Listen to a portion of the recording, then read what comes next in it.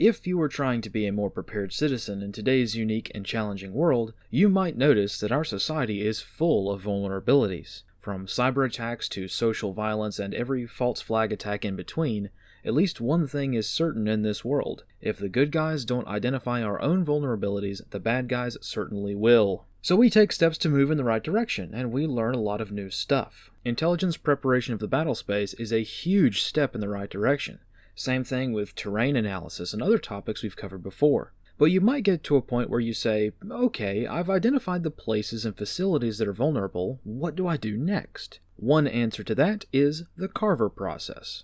Also called the CARVER Technique or the CARVER Matrix, this is a structured analytical technique to identify, categorize, and narrow down the specific details of how an attack might be carried out against you. In short, it's a very helpful way for you to identify the targets that an adversary might attack. This process was originally created by the Office of Strategic Services for use by French resistance fighters during World War II, and saw extensive use in Southeast Asia by Mac V. Sog during the Vietnam War. More recently, this process saw a lot of use in Iraq and Syria as a way of prioritizing targets in the war against the Islamic State. So what is the CARVER technique and how does it work? Well, let's tackle the acronym first. CARVER stands for criticality, accessibility, recuperability, vulnerability, effect, and recognizability. By thinking about these criteria, we can calculate the value of various targets and the statistical likelihood of success based on the resources that we have.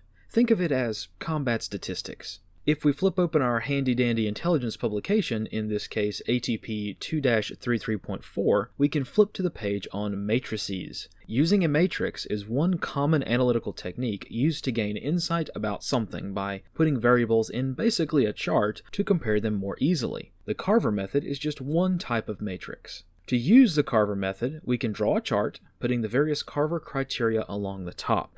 Then we start listing various potential targets along the side. We then go down the list, giving a numerical value to each of the factors along the top. Usually we rank things on a scale of 1 to 5, with 1 being the least significant or impacting and 5 being the most worst case scenario. If you are not comfortable with giving things a numerical value just arbitrarily, or if you get stuck trying to decide between giving something a 3 or a 4 or something like that, you can use this chart to help you decide what number to give each factor. This ensures consistency along the entire process so that everything is ranked the way that it should be. Once you dish out your rankings, filling out the chart completely, we add them all together row by row. The row that has the highest number is the target that has the highest CARVER ranking, therefore it's the one that you should probably give the most attention to. It's the one that's most likely to be attacked, the most devastating things would happen if it were attacked, and it's just a summation of all of these factors put together. Now you might have noticed that we are speaking about the CARVER technique in defensive terms.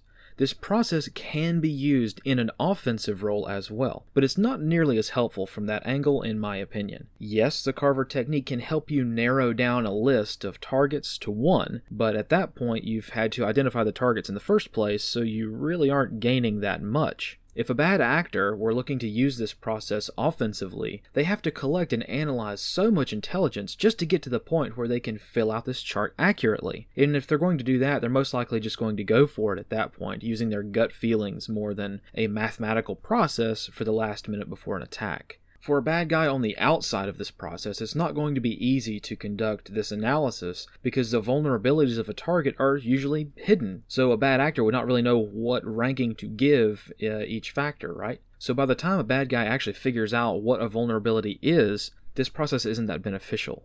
But defensively, where you know your own stuff and you have your own data, this is where the CARVER process really shines. In a defensive role, or in the hands of a prepared and responsible citizenry of good guys, the CARVER process can be a handy tool for using math to predict what targets an adversary might go for, the risk associated with each option, and most importantly, what potential targets are worth defending and how. The CARVER process supplements other analytical work as well. Since the last step in the process is recognizability, we can use the CARVER process to identify deception opportunities, tricking our adversary and influencing them to go for the wrong target. If they recognize a target as being more vulnerable than it really is, well, they might give it the wrong rating, and that might skew all of their results, right? Hopefully with this example, we can see how fluid the intelligence world really is. The Carver process can be a part of IPB, or it can be the result of it. Likewise, it can be a part of a targeting cycle, or it can be the end result, something that we do after all of the analysis is already more or less done. This technique can even flow into deception and camouflage operations, and even factor into our own risk management practices. And since this process is an attempt to assign numerical values to fluid ideas, it can factor into any number of other analytical techniques as well.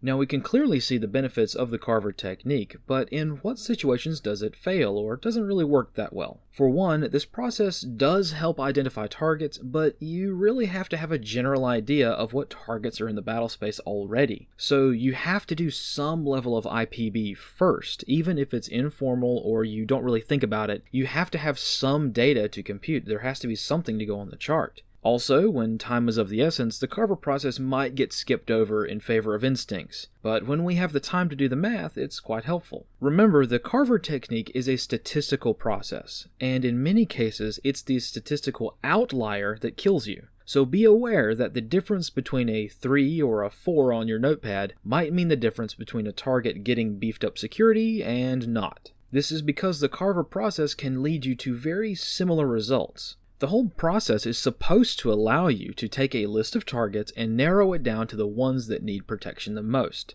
So if you can only protect 3 out of the 10 targets, well, you put the protection at the 3 targets that have the highest Carver factor. But you can get to a point that you do the math and find out that they all need protection. So you went through a lot of effort just to end right back up where you started. And that's the way of the intel world sometimes, which is not necessarily a bad thing. Remember, the Carver technique is a process. It's just one tool in the toolbox and can never replace the common sense of the analyst, nor should it. It's meant to help the analyst by statistically giving an idea of risk. Despite what it's intended to be, this process is a rough guide. It is not a complete end-all solution. Many times I will look at my own work and think, okay, this target has the highest Carver score, but this target over here is way more vulnerable and has a lot more other important factors going on, or factors that I can't really put in the Carver process chart, so this one over here gets the defensive priority, even if it didn't have the highest Carver score. Personally, I also use this technique when trying to rack and stack intelligence priorities. The targets that get a higher score get more of my analytical attention. I also tend to use this at different parts of the IPB process, just as a sort of sanity check along the way. It's also quick and easy to do in the field, so if you've got a few minutes of downtime, you can use this technique to constantly evaluate and confirm what you already know about your own vulnerabilities. Like I mentioned, it is really hard to use this method with any accuracy in an offensive role, without conducting a whole lot of analysis, which makes this process kind of redundant and irrelevant. But if you have the data, because you know your own infrastructure, this technique can be very helpful for allocating your scarce resources for defense. So that's pretty much it, another analytical tool that helps with IPB and terrain analysis, and serves as a pretty good way to figure out what your biggest vulnerabilities are. Very helpful if you are trying to fight in the shade.